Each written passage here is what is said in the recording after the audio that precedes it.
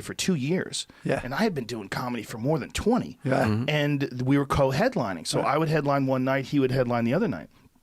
And I mean, to be able to go on after a guy who's been doing comedy 24 years or whatever the fuck it was, and go on after him and do 40 minutes when you've only been doing, just the balls that guy had. Yeah. And he would just go on out there like he owned the place. Yeah. But he passed away, right? Yeah. Jeez. Yeah, he passed away.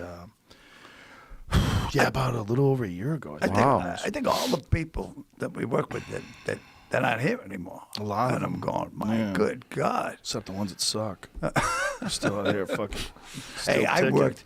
You know, you always make it a point, but people steal material. One of the biggest thieves that ever lived was Ollie Joe Prater. I never met him. He was this big fat redneck guy, and we're working down south someplace, maybe Florida.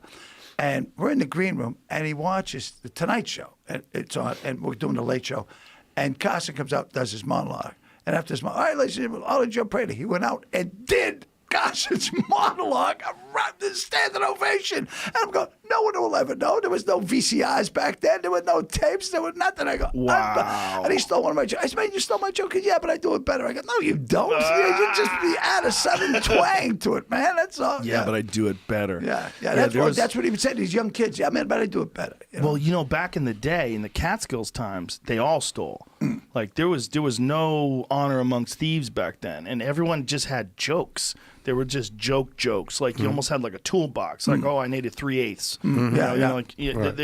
And then as television came along, and then people started getting in trouble for stealing. You know, Robin got in trouble, and a few other guys got in trouble, and then it sort of died off until like.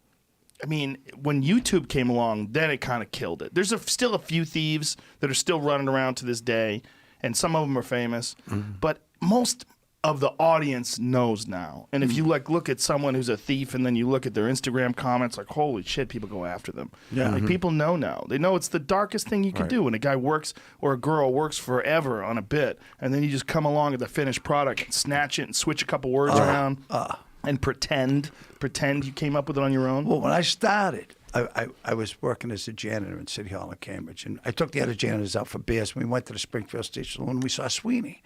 And we saw Sweeney and Bill Campbell, and I'm going, oh my God, Sweeney was just, I said, wow, this guy, I've never seen anything like it.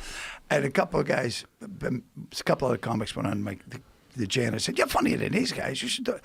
So I talked to George McDonald about it at school the next day, and he goes, yeah, man, you should be a comedian. I go, what's that? He goes, that's what you saw last night. So we went over to his house, and we listened to a Woody Allen album. And I didn't even know Woody. I knew Woody Allen from his movie, but I didn't know he was a comedian. And he did that joke about hitting a moose up in Maine.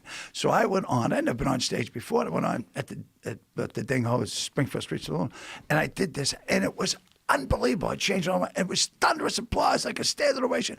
And afterwards, this little old guy comes in the back and says, Mr. Clarke, you're very funny, but you shouldn't use Woody Allen material. I go, Woody who? Fuck you, get out of here. And I go, oh man, and that was it. That was it. And I sucked for months. I said, but it was all mine. You know, it was crazy. Yeah, there's a lot of guys in the beginning that's Greg Fitzsimmons and I used to steal from each other. We had a deal though. Like if he was on, because we both only had like 15 minutes and we had to do a half. Right. So I'd steal 15 of his, he'd steal 15 of mine, and we were best friends. Oh yeah. So he'd go, oh dude, that blowjob material killed in fucking Pawtucket. I said to Kenny one night, I said, Kenny, that was fucking pretty. He goes, that's yours, you fucking moron. You did that 3 weeks ago. Because I didn't know what I was doing. They can't remember his act. I can't remember. You know what I mean? I just.